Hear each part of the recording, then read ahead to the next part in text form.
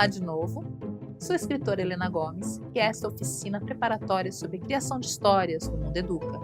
Ela faz parte do projeto integrado O Mundo pela Metade, que inclui o romance juvenil O Mundo pela Metade, com e-book e audiobook disponíveis gratuitamente, além de oficinas preparatórias do nosso Mundocast, que traz vídeos com especialistas sobre bullying e cyberbullying, entre outros materiais. Trata-se de um projeto aprovado pelo CUT-SP PENAB Política Nacional Aldir Blanc. Nesta oficina, meu objetivo é mostrar como você pode criar uma boa história. Ela pode virar um roteiro, um livro, uma peça de teatro ou outra atividade a ser desenvolvida com os alunos. Na primeira e na segunda parte desta oficina, falei sobre 4 importantes categorias narrativas.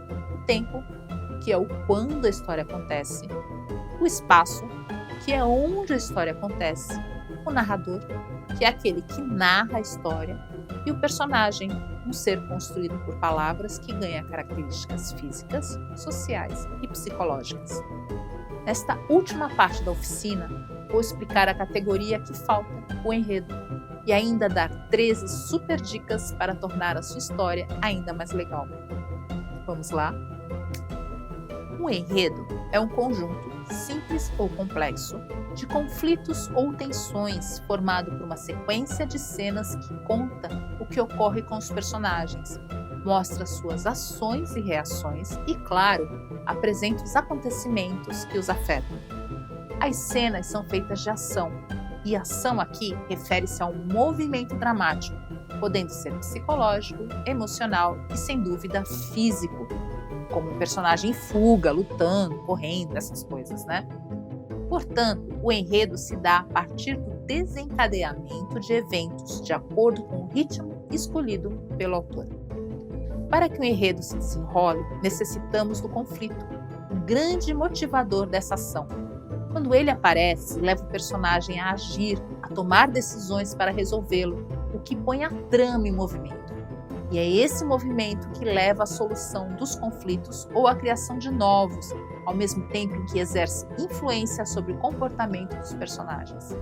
Mas como organizar essas cenas? Há estratégias para manter o interesse do leitor? Veja o caso de uma simples fofoca. Você viu fulano, que é casado, jantando no maior clima romântico com a Beltrana, que é a melhor amiga da esposa dele. Como você expõe os fatos para o seu interlocutor, ou seja, a pessoa que ouve a fofoca? Geralmente você faz um preview, algo como: sabia que o fulano está traindo a esposa? Seu interlocutor, que não conhecia a novidade, arregala os olhos. Pronto, você ganhou a atenção dele. Calmamente, para aguçar ainda mais a curiosidade do interlocutor, você começa a expor os fatos. Qual era o restaurante? Que dia você foi até lá?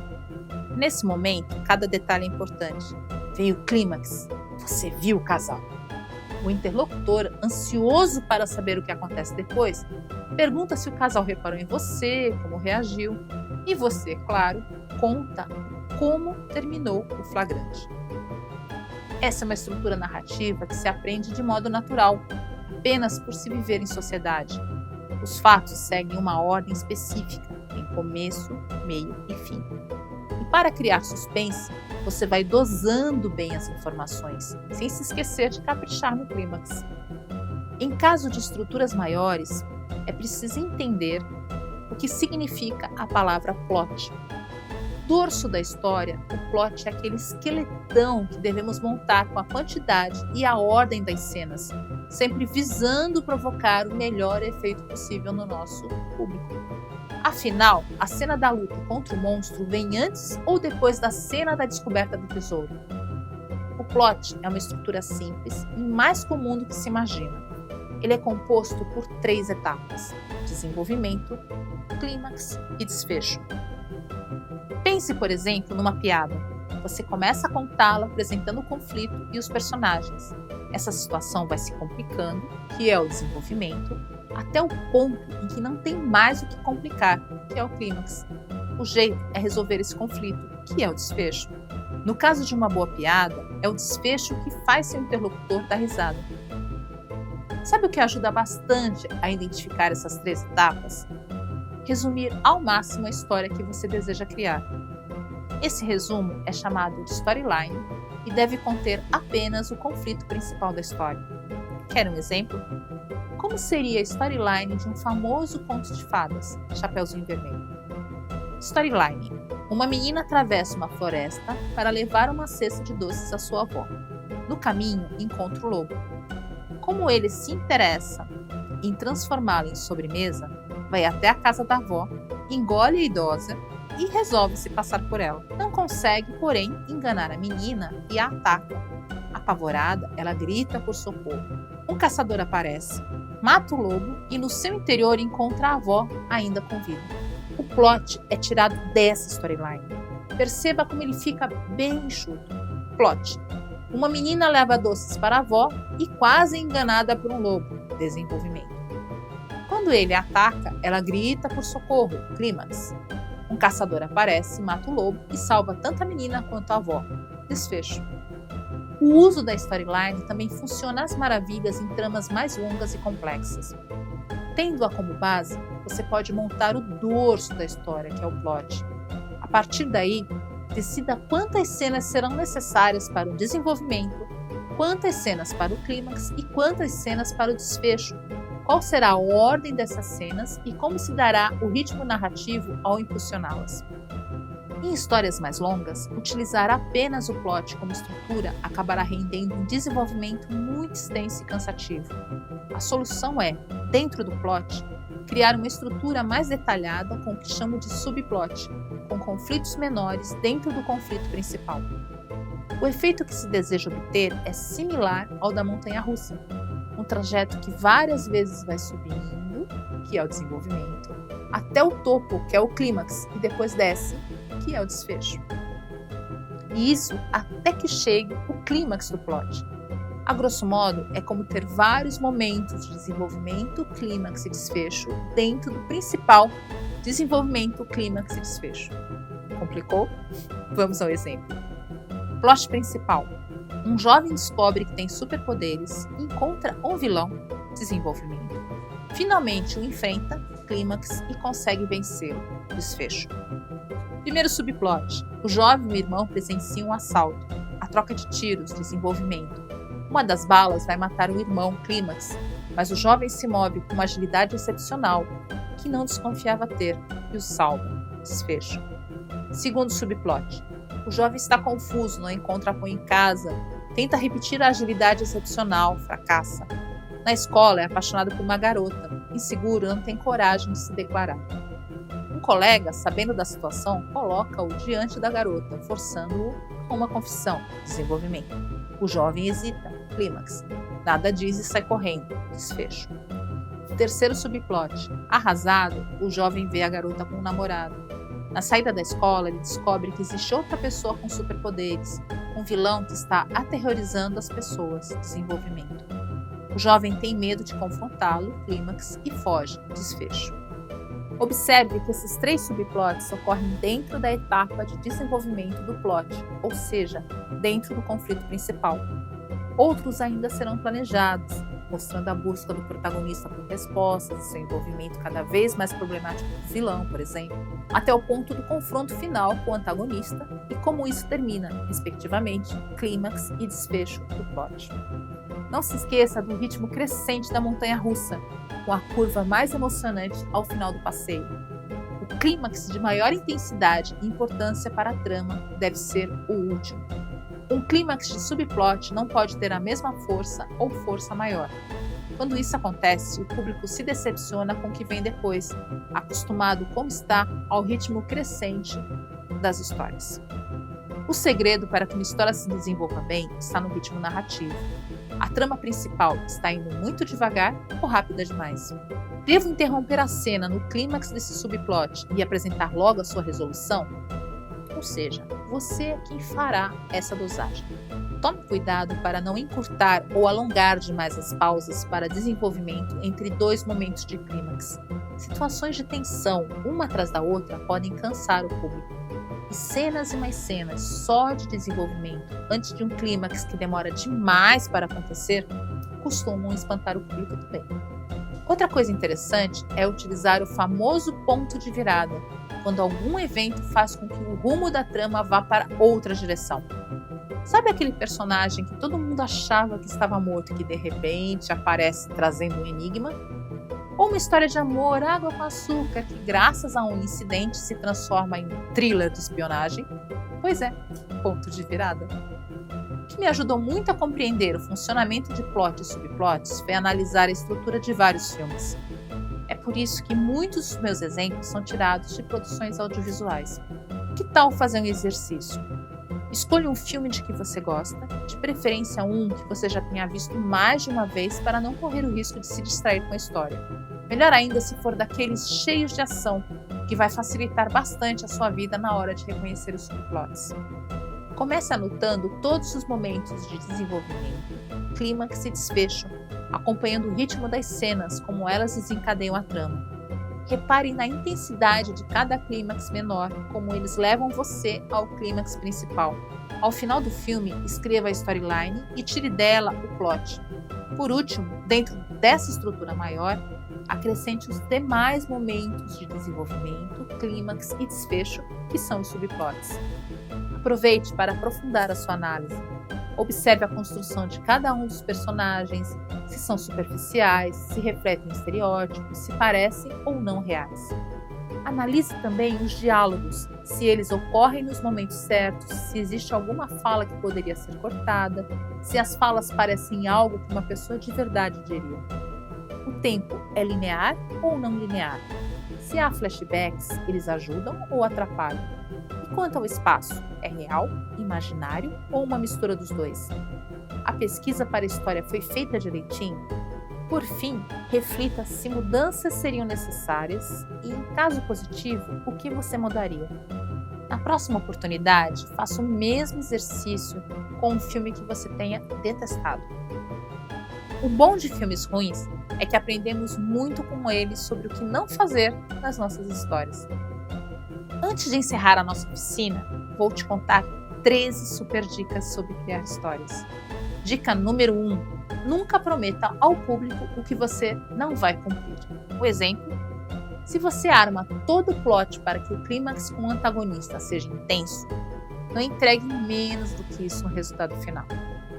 Outro dia, terminei de assistir a uma série que começou muito bem. Na trama, havia um personagem misterioso que prometia realizar uma grande vingança, daquelas que destroem tudo pelo caminho. As teorias do público começaram. Quem seria ele? De quem pretendia se vingar? Por que desejava tanto essa vingança? Que estragos poderia causar? Suspeitos foram listados, surgiram possíveis motivos para a vingança. Lá pelas tantas, a identidade do Vingador foi revelada e sua motivação também. Descobrimos ainda quem era o seu alvo, um personagem muito querido pelo público. Daí, quando esperávamos por um clímax impactante, condizente com o que foi prometido no começo da série, sabe como a roteirista resolveu o conflito? Colocou os dois personagens para baterem um papo. Sim, uma conversinha de 3 minutos e eles fizeram as pazes. Decepcionante. Dica número 2. Tudo bem acrescentar um bom subplot após o clímax do plot. É o que acontece em um dos meus filmes favoritos, De Volta para o Futuro. Após um clímax muito bem planejado e executado, sempre ótimo de se estudar, vem um novo subplot para a resolução do último conflito do enredo, que é quando o personagem tenta impedir a morte do melhor amigo. Dica número 3. Usar ou não usar o flashback. Ao contrário dos ocidentais, que pouco utilizam esse recurso, os asiáticos adoram. Eles fazem até flashback dentro do flashback, acredita? O resultado costuma funcionar bem, embora possa causar estranheza no público que não está acostumado com isso. Então, se você não curte cena de flashback ou não se sente confortável para utilizá-lo, melhor evitar. Dica número 4. Cuide da coerência. Pense na seguinte história. Um casal de namorados mata os pais da garota e foge. Logo depois, a polícia chega ao local do crime sem que ninguém tivesse feito a denúncia ou encontrado os corpos. E mais do que eficiente, A pessoa responsável pelo caso colhe uma amostra de DNA de uma lágrima derramada horas antes em um travesseiro. Quanto aos namorados, eles vão para o hotel, comem uma macarronada com talheres descartáveis e ainda aproveitam a faca para golpear os próprios corações. Não é uma sátira. Essa história estava em um conto que li faz muito tempo. Além dos problemas óbvios, a polícia que adivinha o crime, a lágrima que não evaporou antes de ser coletada, a faquinha de plástico golpeando corações, havia ainda uma cronologia de eventos um tanto absurda, como resultados de perícia forense saindo em prazos muito curtos. Faltou ao autor, no mínimo, um pouco de pesquisa. Dica número 5. Mostre ao público onde está o personagem. Em determinada cena, o personagem tem falas, pensamentos, age, reage e interage, mas em nenhum momento o autor diz onde ele está. Exceto se essa omissão for proposital, é preciso informar a localização do personagem. O mesmo vale para os personagens que estão em cena. O público não pode ficar se perguntando: ué, quem disse essa fala? Também é importante avisar que determinado personagem entrou na cena ou saiu dela. Imagine, por exemplo, que o seu personagem está tomando café sozinho na varanda da casa. Do nada, outra personagem lhe faz uma pergunta. Mesmo que ela chegue de fininho e o surpreenda, isso deve ser contado ao público. O que não pode acontecer é o personagem aparecer e sumir de repente sem nenhuma explicação. Dica número 6. O personagem não pode estar em 2 lugares ao mesmo tempo. Há exceções, claro, como aquele personagem que domina a magia e um dos seus poderes é aparecer em mais de um lugar ao mesmo tempo. Se não for isso, melhor resolver o problema.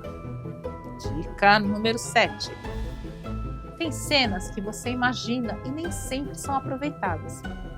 Escrever uma história é um eterno exercício de desapego. Por mais que você tenha adorado escrever determinada cena, precisará sim cortá-la se ela não estiver funcionando na história. Só posso lhe dizer, seja forte, essa dor passa logo. Dica número 8. Tudo o que o público precisa saber sobre a história precisa estar nela. Essa mania de ficar explicando depois só prejudica o seu trabalho. Dica número 9. Descubra se há trechos que só você entende. Para você, aquela cena está redonda, fluindo muito bem. Até que o público chega a ela e não entende direito quem bateu em quem, se foi fulano ou beltrano, que gritou, como o menino escapou da armadilha, enfim. Encontra trechos confusos que deveriam ter sido antes destrinchados para total compreensão da cena. Há autores que contam com a valiosa colaboração de leitores beta, aqueles amigos muito queridos que leem os originais antes de todo mundo, opinam, expõem problemas e dão sugestões. Isso só não funciona quando esses amigos gostam tanto de você que não querem te magoar e acabam só elogiando a história. As críticas são parte do seu aprendizado, algo que considera um processo contínuo. Portanto, não se deixe afetar pessoalmente por elas. Só não se esqueça de descartar as críticas que são infundadas e não servem para nada. Nem tudo pode ser aproveitado de maneira positiva. Dica número 10. Ninguém merece uma história chata, ainda mais quando ela tenta dar lição de moral. Se você, como autor, tem uma mensagem a passar, crie uma situação da história em que ela esteja nas entrelinhas. Ou que seja uma situação pela qual algum personagem tenha que passar. Não escreva histórias tendenciosas, moralistas. De coisas assim, infelizmente, a vida está cheia.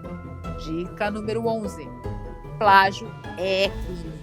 Nada de copiar e colar textos de outras pessoas, nem roubar ideias alheias. Batalhe pelo seu próprio mérito com as qualidades que você cultivou e desenvolveu para si mesmo. Dica número 12. Não use inteligência artificial. Quando é a máquina que aprende, significa que o aprendizado não é seu. Além disso, a inteligência artificial costuma plagiar outros autores e até usar dados inverídicos. Usá-la para criar uma história é o caminho certo para a encrenca. Afinal, quem seria de fato o autor? Você ou ela? Dica número 13. Assuma a responsabilidade.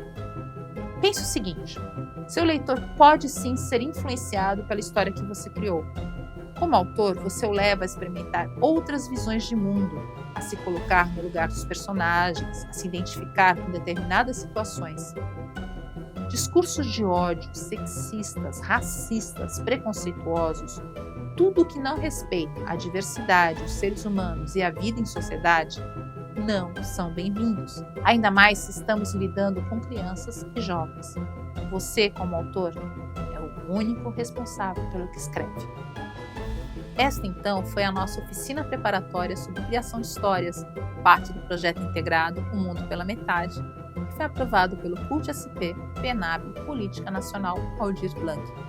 O material que apresentei aqui, em 3 partes, vem de uma pesquisa que realizo há anos e que reuni no meu e-book O Guia Prático do Futuro Escritor, Como Criar Histórias, disponível na Amazon.